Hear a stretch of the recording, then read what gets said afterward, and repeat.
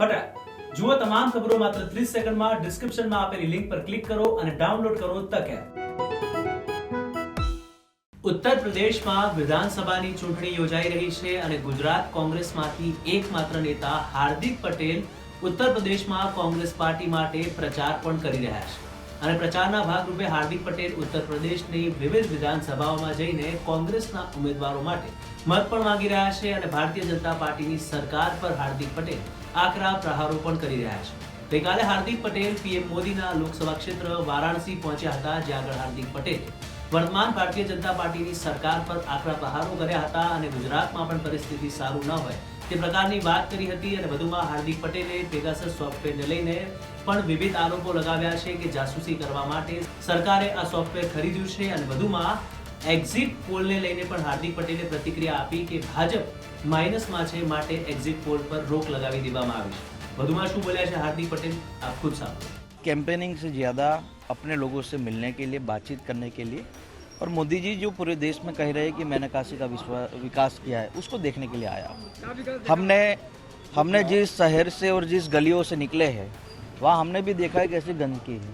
जिस काशी विश्वनाथ महादेव के दर्शन के लिए लोग दूर दूर से आते हैं, वहाँ ये भी चाहते हैं कि यहाँ स्वच्छता अच्छी हो। लेकिन नरेंद्र भाई सिर्फ बहानेबाजी, दिखावा और लोगों को गुमराह करने के अलावा कुछ नहीं किया। और आज हम कई साथियों से मिले भी और अभी दोपहर के बाद भी मिलने वाले हैं। हमारा यही प्रयास है कि उत्तर प्रदेश में जो शासन लगातार यहाँ के लोगों को दुखी कर रहा है, उनके खिलाफ एक बड़ी आवाज़ उठाई जाए और लोग सरकार के खिलाफ बोले। हम तो पहले से कहते थे कि पेगासस सॉफ्टवेयर के नाम पर हम लोगों की जासूसी की जा रही है, और ये पेगासस सॉफ्टवेयर जो आया 2017 के नवंबर के आसपास लिया गया था। और आपको ये ताजुब होगा कि दिसंबर में गुजरात चुनाव था, गुजरात चुनाव में भी बड़ा उपयोग हुआ क्योंकि हमारा आंदोलन भी वहाँ पीक टाइम पे था।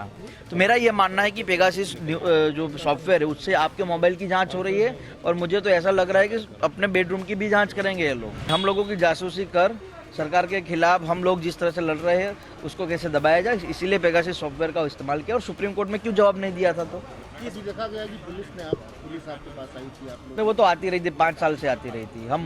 हम मोदी और अमित शाह की पुलिस से लड़ चुके, तो योगी की पुलिस के 2 सिंग वाली है।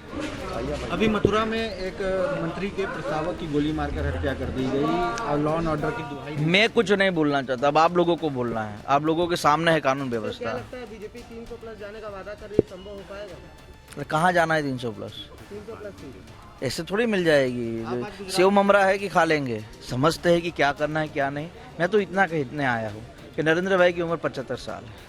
हमें आने वाले दिनों में एक ऐसा नेतृत्व चाहिए जो आने वाले 20-25 साल तक इस देश के लिए अच्छा बना सके। बस यही सब बात करने के लिए, यही समझाने के लिए यहाँ पर आए हैं। और गुजरात की देखिए, गुजरात की स्थिति बहुत खराब है। सिर्फ गुजरात के विकास मॉडल के नाम पर लोगों को गुमराह नहीं किया जा सकता। आइए आप गुजरात में देखिए क्या स्थिति है। हम लोगों के खिलाफ तुरंत कार्रवाई होती, क्यों? क्योंकि हम विपक्ष की भूमिका में हैं।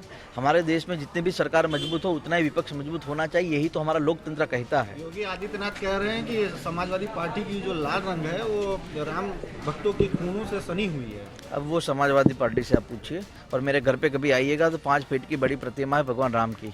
तो हमसे धर्म की बात ना की जाए, क्योंकि जितने श्लोक उनको नहीं आते गोरखनाथ मठ में बैठे, उतने श्लोक हम बोलते हैं। अभी आपके डोर टू डोर कैंपेनिंग में कोविड गाइडलाइन का पालन हुआ है?